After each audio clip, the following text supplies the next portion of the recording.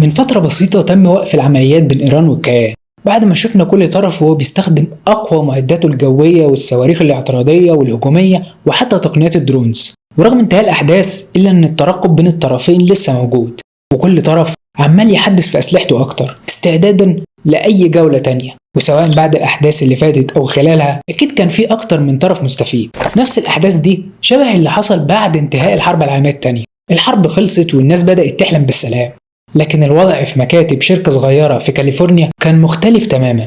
ايه اللي ممكن تعمله شركة قايمة على المنتجات الحربية في اوقات السلم؟ ايه مصير الشركة اللي اكبر ارباحها جاي من المجهود والتجهيزات الحربية؟ وقتها بدأوا يحلموا بحرب تانية، حرب مختلفة تماما، حرب في السماء، في الفضاء، حرب بيحكمها المعلومات والتكنولوجيا مش السلاح. احنا بنتكلم عن شركة لوكهيد مارتن اللي مش هتقبل الخسارة ولا هتقبل انها تبقى مجرد شركة. دي هتبقى عملاق هيتحكم في موازين القوى السنين اللي جاية، واللي يمكن لحد الأحداث الأخيرة ابتكاراتها دعمت الجيوش في فيتنام والعراق، وصولا لصناعة مركبات فضائية رايحة القمر والمريخ. لوكهيد دلوقتي بقت العقل اللي بيغير شكل المعركة قبل ما تبدأ أصلا، لكن ده ما كانش الوضع بعد انتهاء الحرب العالمية الثانية. وهنا بقى نيجي للأسئلة المهمة: ايه اللي حصل وأنقذ الشركة بعد انتهاء الحرب العالمية الثانية؟ ازاي قدرت الشركة تكبر وتتطور لحد ما تبقى بتتعاقد حصريا مع الحكومة الأمريكية والناسا بس؟ وازاي رغم تعاقدها مع الاتنين دول حصرا إلا إن قيمة الشركة حاليا تخطت المليارات؟ ايه اللي بتشتغل عليه حاليا مديها الدفعة الكبيرة قوي دي؟ وايه الأسرار اللي اتعرفت عن الشركة وسببت أزمات ليها على مدار السنين اللي فاتت؟ ده هيكون جزء من أسئلة كتير هنجاوب عنها في حلقة النهاردة، فخليكم معانا. أنا أحمد طه وأنت بتسمع الخلاصة.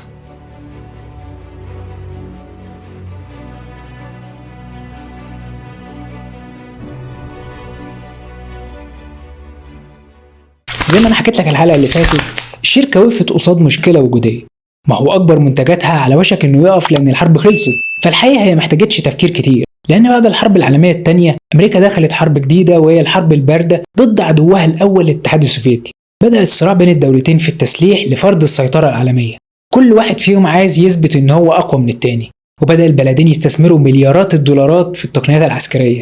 وفي 1959 وكالة المخابرات الأمريكية طلبت من لوكهيد تطور لها طيارة تجسس جديدة، بس إيه؟ مش طيارة عادية، طيارة ما يلقطهاش أي رادار ولا يمكن تتشاف. الشركة ما كدبتش خبر وبدأت فعلا تشتغل على الفكرة، والنتيجة كانت ظهور الطيارة المبهرة اللي قدامك دي، واللي من 60 سنة ولحد النهاردة هي أسرع طيارة نفاثة في التاريخ، ال SR-71 بلاك بيرد، واللي بتطير بسرعة 3.3 ماج. والماخ يا صديقي هو وحدة قياس السرعة مقارنة بسرعة الصوت.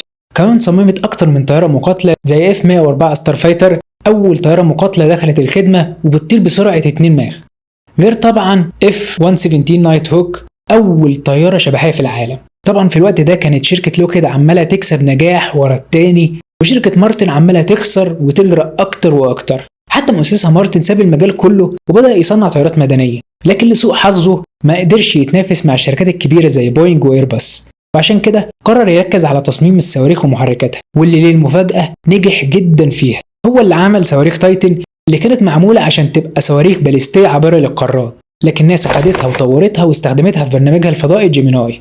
لكن لما شركة لوكهيد شافت نجاح شركة مارتن في المجال ده، قرروا في 1953 يدخلوا هم كمان في المجال، خصوصا مع ظروف الحرب الباردة اللي لسه حكي لك عنها من شوية.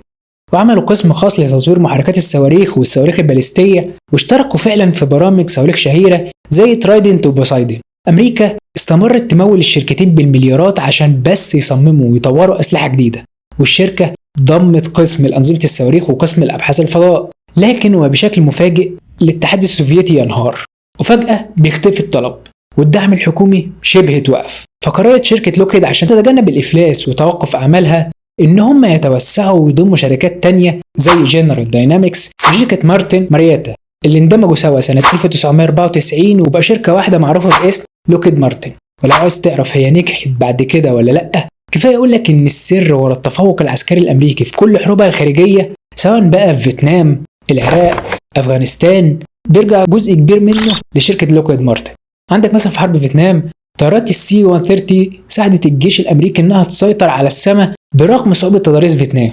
في حرب الخليج طيارات زي ال F-117 نايت هوك، أول طيارة شبحية في العالم، قدرت تقصف قلب الدفاعات العراقية من غير ما يتم رصدها. حتى في حرب أفغانستان طيارات F-16 و F-22 والصواريخ والأقمار الصناعية كلها كانت من لوكهيد مارتن. في 2006 شركة لوكهيد مارتن وناسا بدأوا يشتغلوا مع بعض على مركبة أوراين، وهي المركبة الفضائية اللي هتبقى جزء من برنامج أرتمس المصمم لحمل رواد الفضاء عشان يرجعوا تاني لسطح القمر ومنها للمريخ. وعلى عكس مركبات أبولو القديمة، أوراين مزودة بأحدث أنظمة الحماية والاتصالات، بتقدر تسافر في الفضاء لوقت أطول وبتتحمل درجات حرارة أعلى. وأول اختبار كبير ليها كان في مهمة سنة 2014 فيها أوراين عملت دورة كاملة حوالين الأرض ونجحت في اختبار العودة للغلاف الجوي. وخطة برنامج أرتمس إنشاء محطة فضائية دايمة بتدور حوالين القمر وهتعرف باسم لونار جيت واي. هيجي دلوقتي في بالك سؤال، منين بتقول الشركة ما تتعاقدش غير بس مع الجيش الأمريكي؟ ومنين بتقول برضو إن دول العالم بتمتلك طياراتها وأسلحتها؟ هقول لك الإجابة بسيطة جدا يا صديقي، شركة لوكهيد مارتن ممنوعة فعلا من بيع أسلحتها لأي دولة في العالم، لكن الحكومة الأمريكية هي اللي بتختار الدول اللي بتبيع لها وبتحدد أنهي منتجات من شركة لوكهيد مسموح إنها تتباع وإمتى المنتجات دي تتباع وإزاي وبأي كمية. يعني مثلا طيارات الاف 35 الشبحية فخر الصناعة الأمريكية، مقاتلة بتجمع بين التخفي والذكاء الاصطناعي وأجهزة الاستشعار المتطورة اللي بتخلي الطيار يعرف ويشوف كل حاجة بتحصل حواليه سواء في الجو أو على الأرض قبل حتى ما ينكشف من رادارات الأعداء. اللي عنده اف 35 بيمتلك تفوق غير عادي. من الآخر اف 35 مش مجرد سلاح بيغير موازين المعركة، ده بيغير شكل ومستقبل الحروب بالكامل. الدول بتتسابق عشان تشتريها، لكن أمريكا مش بتبيعها غير لدول محددة، دول زي بريطانيا واليابان وإيطاليا والنرويج واستراليا وطبعا الكيان. وحتى دول ما يقدروش يستخدموا الطيارة إلا بعد موافقة الحكومة الأمريكية قبل أي إقلاع. الاستثناء الوحيد طبعا هو الكيان اللي له الحق في تشغيلها بدون الرجوع للحكومة الأمريكية بأي شكل. دول كمان عدلوا عليها وأصدروا إصدار جديد وهو اف 35 اي أدير، طيارة واحدة بتشتغل للجيش الأمريكي والبحرية والقوات الخاصة. طيارة بتقدر تشوش على الرادارات وتعطل أنظمة توجيه الصواريخ وتفضل مخفية عن أنظمة الدفاع الجوي، وده للأسف كان السبب في قدرة الكيان على اختراق المجال الجوي الإيراني الفترة اللي فاتت. وأنظمة الدفاع الجوي الإيراني كانت بتتدمر من قبل حتى ما ترصد الطيارات دي. لكن بالرغم من كل المميزات القوية دي، خلينا أفاجئك وأقول لك إنها مش أخطر طيارة في الترسانة الأمريكية. أنا بكلمك عن طيارة تانية برضه من صنع لوكهيد مارتن، وهي اف 22 رابتر. الجيش الأمريكي بس هو اللي بيمتلك الطيارة دي، ممنوع يبيعها لأي دولة في العالم غير برامج مكلفة جدا جدا زي برنامج المقاتلة المشتركة الأمريكية جوينت سترايك فايتر، أغلى برنامج للتسلح في التاريخ بتكلفة تجاوزت 1.5 تريليون دولار. نتاج المشروع ده فعلا كانت طيارة اف 35 بكل أشكالها على مدار أكتر من 20 سنة. النهاردة شركة لوكهيد مارتن قيمتها السوقية تعدت ال 100 مليار دولار وبتوظف أكتر من 100,000 مهندس وفني طيران. واحد من أهم أقسامها معروفة باسم سكانك ووركس. في المكان ده اتصممت طيارات خارقة زي اس ار 71 بلاك بيرد واف 170 نايت هوك واف 22 رابتر واف 35 لايتنينج 2. لوكهيد مارتن عشان تتخيل أهميتها للجيش الأمريكي، الحكومة نفسها مش قادرة تسحب منها العقود حتى لو المشاريع فيها مشاكل. هتسأل وتقول ليه يعني؟ هو مفيش غيرهم؟ لا يا صديقي، فيه طبعا، بس الشركة موزعة شغلها على موردين في 44 ولاية أمريكية، بمعنى إن إلغاء أي مشروع بيساوي خسارة آلاف الناس لشغلهم، وبالتالي هتحصل كارثة سياسية. يعني أي قرار سياسي ضدهم هيأثر على آلاف الوظائف. طب تفتكر الدول التانية هتقف وتتفرج على أمريكا وهي بتسابقهم في المجال ده؟ لا طبعا. أوروبا وروسيا والصين قرروا يصنعوا طياراتهم الشبحية الخاصة. أوروبا لوحدها داخلة في مشاريع زي تمبست واف كاس عشان ما يبقوش تحت رحمة شركة أمريكية واحدة. ولو مش عارف إيه هم المشروعين دول فبسرعة كده، تمبست هو مشروع بريطاني لتطوير مقاتلة من الجيل السادس. الهدف منه إنتاج طيارة شبحية مأهولة بدعم من طيارات درونز قتالية ومتصلة ببعض بشبكة رقمية متقدمة. متوقع تطير النسخة التجريبية في 2027 وتدخل الخدمة رسميا في 2035. المشروع بقيادة المملكة المتحدة وإيطاليا واليابان، وخصصت الحكومة البريطانية لوحدها بس حوالي 2 مليار جنيه استرليني للمشروع لحد 2025. أعلن عنه في 2018، لكن بعد انضمام إيطاليا بقى البرنامج جزء من برنامج أكبر باسم The New Global Combat Air Program أو اختصارا جي كاب. أما مشروع النظام الجوي القتالي المستقبلي أو Future Combat Air System المعروف باسم FCAS هو مشروع مشترك بين فرنسا وألمانيا وأسبانيا لتطوير منظومة جوية قتالية متكاملة، تتكون برضه من طيارة شبحية مأهولة وطيارات مسيرة مساعدة ومنظومة اتصالات وتحكم رقمية متقدمة. المشروع يعتبر الأضخم في أوروبا ومتوقع تجاوز التكلفة الإجمالية 100 مليار يورو. التمويل المبدئي بس لحد 2025 يقدر ما بين 3 و4 مليار يورو لكل دولة، وهيكون المشروع بالكامل تحت إشراف فرنسي. اختبار الطيران التجريبي هيكون بين 2027 و2029 وهتدخل الخدمة في 2040.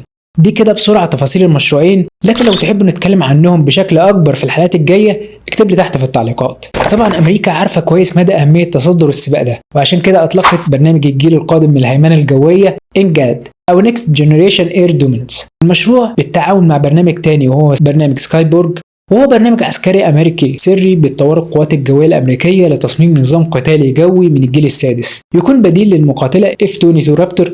والنظام ده مش مجرد طيارة عادية، إنجاد هو مجموعة أنظمة بتتكون من مقاتلة شبحية مأهولة من الجيل السادس مع مرافقة من طيارات بدون طيار مع شبكة اتصالات رقمية متقدمة وأسلحة متقدمة زي الليزر والذكاء الاصطناعي ومنظومة حرب إلكترونية متقدمة.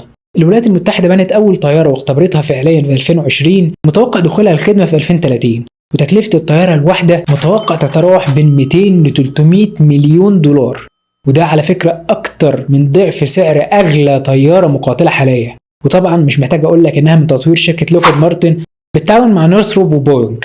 أكيد دلوقتي بتفكر إن دي مجرد قصة صعود لشركة وما كانش فيه أي عقبات والطريق كان وردي، شركة حققت نجاحات كبيرة من الحرب العالمية الثانية ولحد دلوقتي. بس الواقع يا صديقي غير كده تماما، مفيش شركة كبيرة إلا وليها ماضي غامض ما تحبش حد يعرفه. في السبعينيات لوكهيد اتورطت في أكبر فضيحة رشاوي في تاريخ الصناعات العسكرية، وظهرت ملفات بتبين إنها دفعت 22 مليون دولار لمسؤولين في بلاد مختلفة عشان يكسبوا عقود من الدول دي. سنة 1999 خسروا مسبار مريخي قيمته 125 مليون دولار عشان استخدموا وحدة قياس غلط، استخدموا وحدة قياس بالقدم بدل المتر. انت متخيل كم الفلوس اللي راحت بسبب غلطة صغيرة زي دي؟ الخلاصة يا صديقي سواء عجبتنا الحقيقة أو لأ، العالم النهاردة للأسف بتحكمه قوة التكنولوجيا والعلم، والقوة الجوية وتطويرها باعتبارها القوة الضاربة ما عادتش مجرد رفاهية. في شركات زي لوكهيد مارتن رغم انها لا الأقدم ولا الأكثر خبرة، إلا انها النهاردة قادرة تبقى أكبر كيان عملاق عالمي في السيطرة على السماء والفضاء. لوكهيد مارتن مش مجرد شركة طيارات، دي مؤسسة بتصنع السياسة والتوازن العسكري وحتى السياسة العالمية، وللأسف ده بيتوجه النهاردة ناحية إخواتنا في بلادنا العربية زي غزة ولبنان وغيرها. وزي ما حذر الرئيس أيزنهاور إننا لازم نبقى يقظين ومطلعين، لأن ده اللي هيخلينا نقدر نربط بين مؤسسات الدفاع الصناعية والعسكرية الضخمة مع تحقيق أهدافنا السلمية.